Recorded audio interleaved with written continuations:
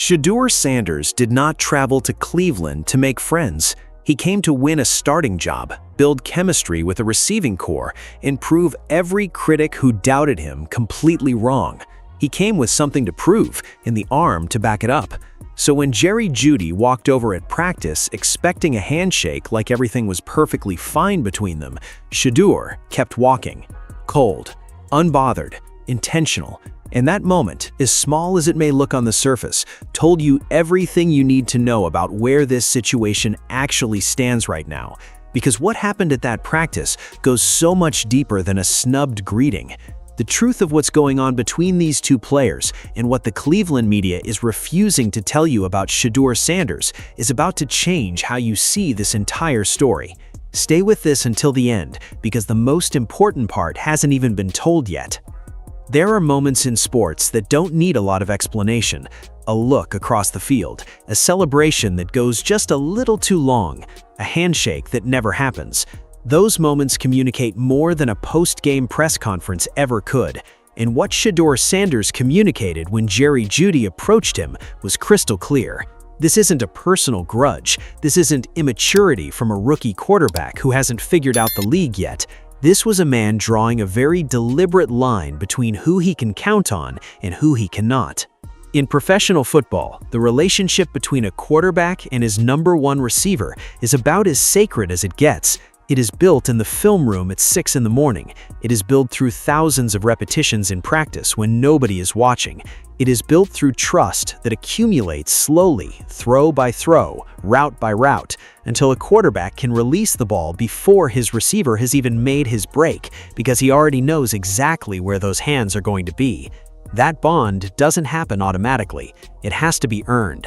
And what Jerry Jeudy has been doing in Browns practice sessions is the single fastest way to destroy any chance of that bond ever forming. Shedeur watched, he processed, he logged every single drop, every miscommunication, every moment where Jeudy was supposed to be his guy and wasn't. And when Jeudy walked over expecting a routine greeting as if none of that had happened, Shedeur gave him the most honest response available. He kept walking. You want to talk about what that handshake meant? It meant the trust account is empty, and Jeudy is the one who drained it.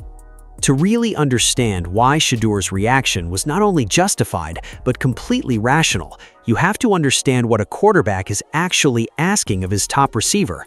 People on the outside of football look at our wide receiver's job and think it's about speed, about route running, about big catches and big moments. And while all of that matters, none of it matters if a receiver cannot do the most basic thing first: catch the football. A quarterback lives and dies by the decisions he makes in roughly 2 to 3 seconds. He reads the coverage, he identifies the open man, he sets his feet, and he delivers the ball to a spot based entirely on the assumption that his receiver is going to do his job. That assumption is everything. When a receiver drops a catchable ball, he doesn't just cost his team 6 points. He plants a seed of doubt in his quarterback's mind that can affect every single throw for the rest of the game. A quarterback who has watched his top option drop passes in practice doesn't throw to that receiver the same way in a game. He hesitates. He looks elsewhere. He loses the rhythm that takes an entire offseason to build.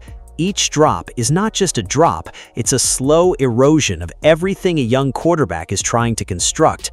Shedeur Sanders is not a 10-year veteran who has already locked in his starting position and has the political capital to ignore his top receiver's mistakes.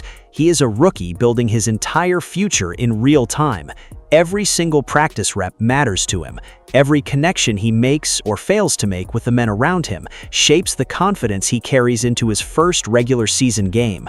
So when Jerry Jeudy keeps showing up and keeps dropping footballs that should be caught in his sleep, he is not just failing himself, he is actively making Shedeur's job harder. And a quarterback who is trying to earn a starting spot cannot afford to have his top weapon working against him. Here's where people need to stop acting like this came out of nowhere. Jerry Jeudy's drop problem at Browns practice was not a one-time thing. It was not an off afternoon where a normally reliable receiver had a bad day. It was a pattern, a consistent, undeniable, frustrating pattern that Shedeur Sanders had front row seats to every single time he stepped onto that practice field. Not once, not twice. Enough times that it stopped being surprising and started being something Shedeur had to factor into his decision-making. And that is a brutal reality for any quarterback to sit with, especially one who is supposed to be building a partnership with the man dropping those passes. Think about what that does to a rookie quarterback's rhythm. He's trying to develop timing with his receivers. He's trying to build the kind of muscle memory that allows him to anticipate where a receiver is going to be and deliver the ball on time with confidence. But when the receiver, who is supposed to be his primary target, keeps failing to secure the ball, that timing work becomes meaningless. You cannot build timing with someone you cannot trust to catch what you throw. What makes this even more difficult to watch is that Jeudy had every reason in the world to come to Cleveland and be different. He had a fresh start in a new city, with a new quarterback, and a new chance to finally be what his draft pedigree said he should have always been. Instead, he showed up to practice and continued doing the exact same thing he's been doing since before Shedeur Sanders ever played a snap in the NFL. The drops followed him, and now Shedeur is left dealing with the consequences of a problem he had absolutely nothing to do with creating. Sometimes the most powerful voice in a conversation is not the loudest one, it's the most credible one. And when a man who has actually played wide receiver at a professional level sits down, watches the practice tape, and says publicly that what he is seeing from Jerry Jeudy is unacceptable, that is not a hot take.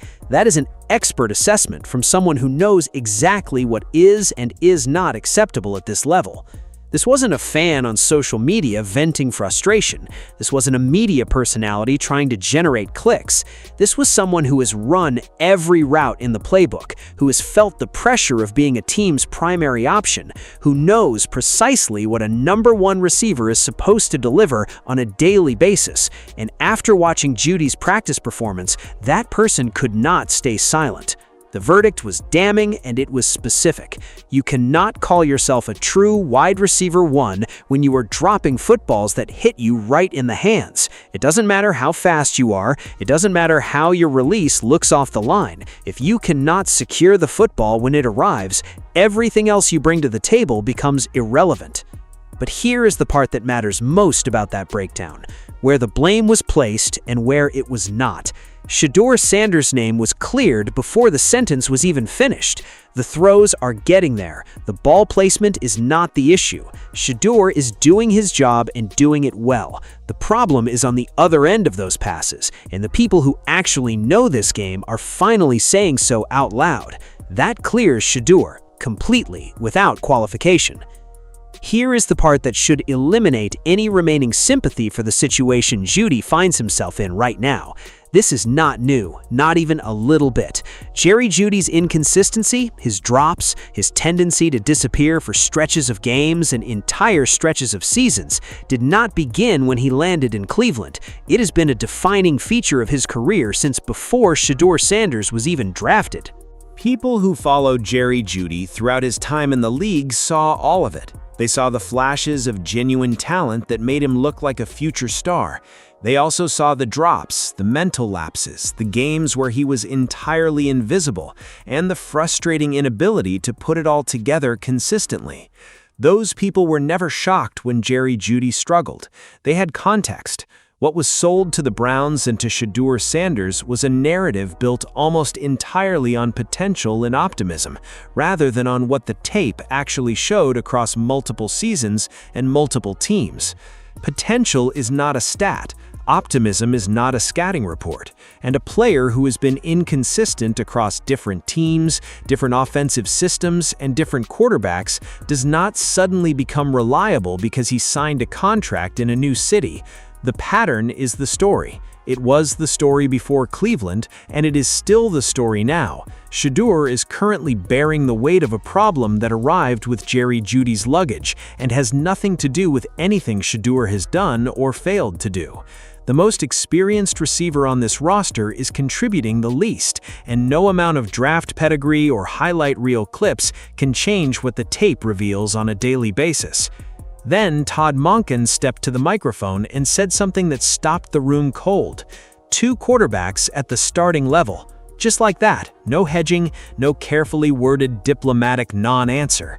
The offensive coordinator of the Cleveland Browns, the man whose entire job revolves around understanding exactly what his quarterbacks can and cannot do, looked at what Shedeur Sanders has shown him and classified him at the starting level.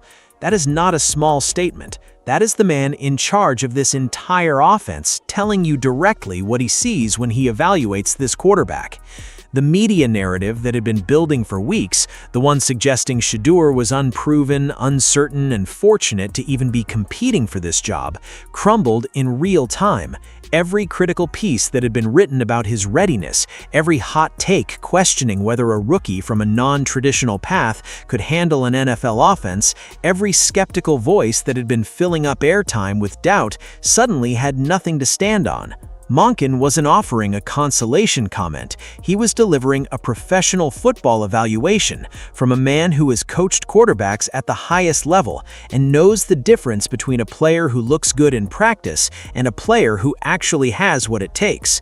When the person running the offense says your quarterback is operating at a starting level, that's the story. That should be the headline. That should be what leads every segment about the Browns' quarterback situation.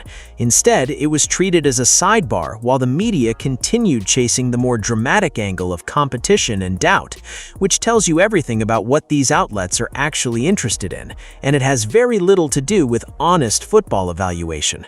Let's talk about what actually happened at that practice, because buried underneath all the noise about drops and competition and handshakes was a throw that under any objective evaluation should have dominated the entire conversation coming out of that session. 11-on-11, live period, real defenders trying to take the play away in real time.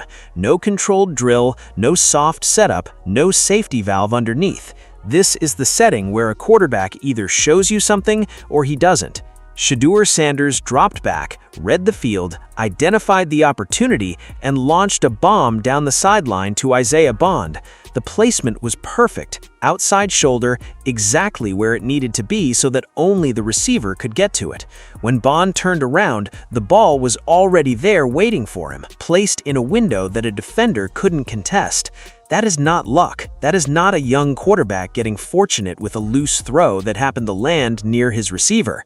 What Shedeur did on that throw requires the ability to process an entire defense in under 3 seconds, determine where the receiver is going to be before he even breaks, and deliver the ball with the accuracy and velocity to hit a specific spot on a specific shoulder on a deep route against live coverage. That is anticipation. That is timing. That is a quarterback who knows what he's doing. And the reporters who were at that practice, the ones who had been looking for every possible angle to cast doubt on this quarterback, had to acknowledge it. You cannot watch a throw like that and pretend it didn't happen. Even the most committed skeptic in that media group gave it credit because the throw was simply too good to dismiss. Then they moved on in one sentence and spent the rest of their coverage talking about the difficult stretches of a 7-on-7 drill. That should tell you exactly what kind of coverage Shedeur Sanders has been receiving in Cleveland, and exactly why none of it should be taken at face value. This is the part that deserves a direct, honest conversation. The coverage of Shedeur Sanders in Cleveland has not been objective, it has not been fair, and it has not been driven by what is actually happening on the practice field.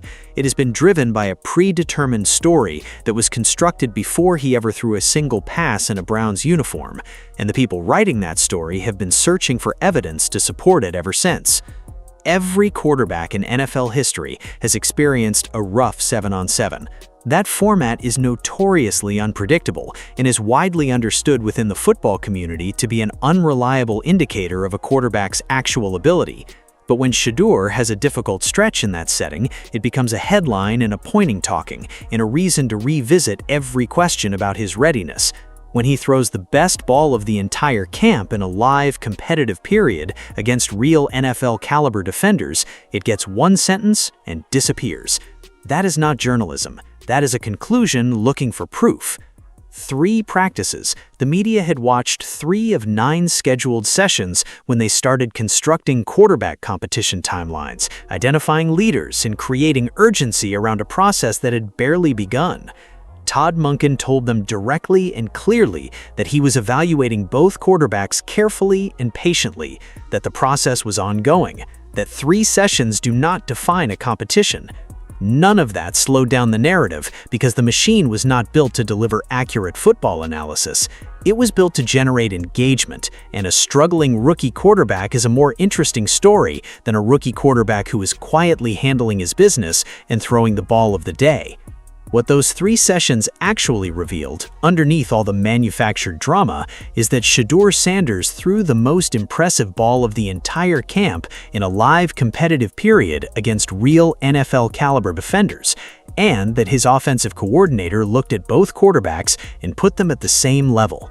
That is the honest summary of what the evidence shows. Everything else is noise. Here is where everything lands. Shedeur Sanders is building something in Cleveland, one practice rep at a time, one throw at a time, and he is doing it on his own terms. He is not waiting for the media to validate him. He is not softening his edges to make the people around him more comfortable. He is not shaking hands with receivers who have given him no reason to trust them. He is doing his job with a level of focus and intentionality that a lot of people in that building are still catching up to. Jerry Jeudy has a decision to make, and he needs to make it quickly.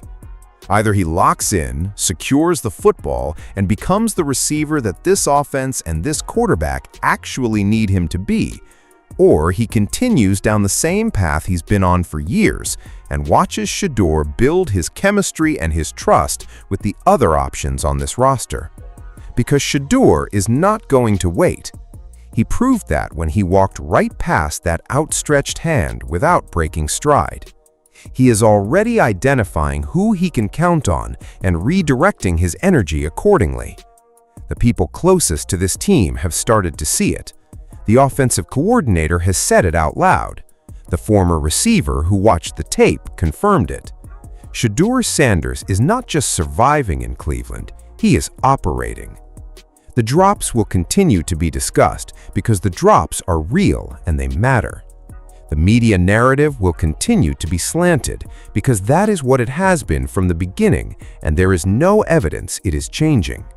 But underneath all of that noise, a quarterback is throwing bombs down the sideline in live competitive periods with precise placement that makes even his harshest critics pause.